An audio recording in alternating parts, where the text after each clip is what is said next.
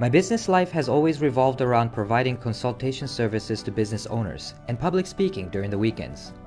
When interacting with people in my profession, however, I rather consider myself as their head cheerleader. In English, we often say, do what you love what you do. I, on the other hand, have a different view, which I express it as, do with those you love those you do it with. No matter how much we try to systematize and automate the economy, I personally believe that, at the core, economy is an important emotional and business topic for people. That's why the effort to understanding one another is integral. In order to be an effective contributor to society, it is so important to think about others. Through a self-introduction, I hope that you will discover something about me that will interest you to look forward to our meeting one another. I was born in 1986 in Tokyo to a neurosurgeon and an anesthesiologist as the youngest son of 3. Driven by the passion for helping people in need, my parents worked for the embassy and JICA, which took the family around the world. I was fortunate to have grown up in Switzerland, Brazil, Argentina, Zambia, England, 3 states in the US, and 2 prefectures in Japan. Having the opportunity to experience different cultures, value systems, and being able to share time with the people in each area has definitely molded my character. I must say I had a very blessed childhood, thanks to my parents. My mother, like my grandfather, is a pastor. I also aspired to become a medical missionary, just as my parents were.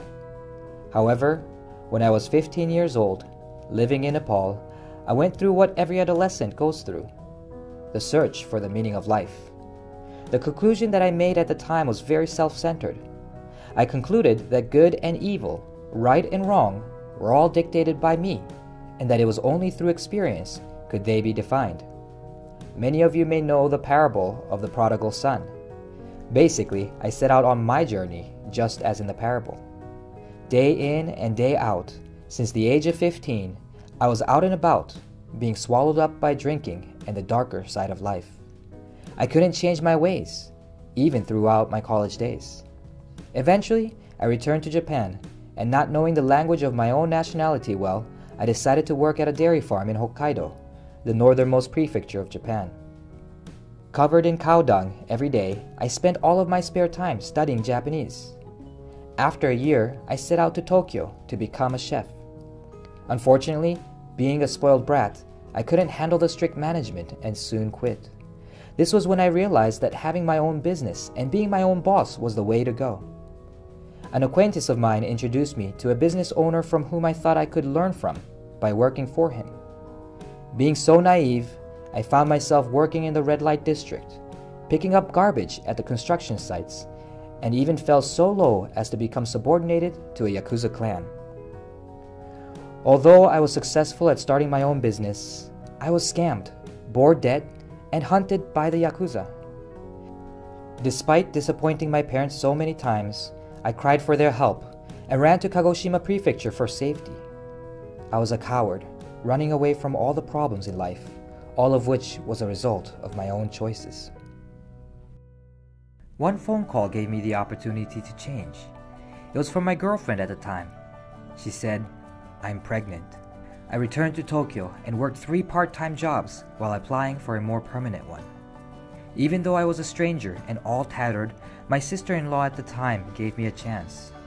She introduced me to an outsourcing company that specialized in educating outcasts to segue into society. It was the words of the chairman that greatly impacted my life. On the first day, he made a speech. "The world is run by rules. If you desire to be considered a success in this world, you must abide by the rules. You outcasts of society, your minds are rotten to the core. This makes it difficult for you to change. However, you do have a choice in what actions you take. Positive actions will produce positive results, and positive results will encourage those actions to become positive habits. Take action to change your life." I was saved by those words. I had lost all confidence in myself in the ability of making the right choices. I needed guiding principles. I learned the rules, and I aimed for the top.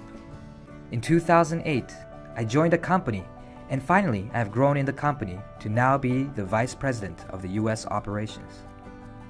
I was able to get to where I am today thanks to all the people that guided me throughout my journey. I am especially grateful to CEO Tajima.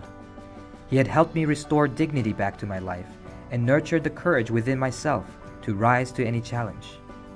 CEO Tajima said to me, "Take action on everything you come up with.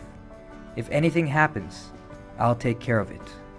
I learned from CEO Tajima that there is greater value walking the walk than just talking the talk. Positive results from positive actions bring positive feelings that bring positive thoughts. The positive thoughts then in turn become the fuel for positive actions that develop positive habits. My parents' love has taught me the importance of living life with appreciation. I currently live in Las Vegas, and I am thankful for my career that takes me to cities around the country where I am given the opportunity to meet and touch the lives of many people. Over the years of dedication, I live an ideal life where I can walk along the journey of others to make a positive impact in their lives. When I am away from work, time spent with my daughter reminds me of the kind of person I strive to be. It's important not to stand still. If you continue walking forward, eventually the scenery will change, and you will change too. If you continue to persevere, you will meet the right people you are meant to meet. Out of the 7.5 billion people on this earth, you are destined to connect with the people that you meet.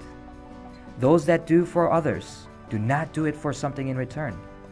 If there's something they would wish for, is that you pay it forward. I have received so much throughout my journey, maybe too much. It is now a joy to be able to give and contribute to the fulfillment of the lives of those I meet.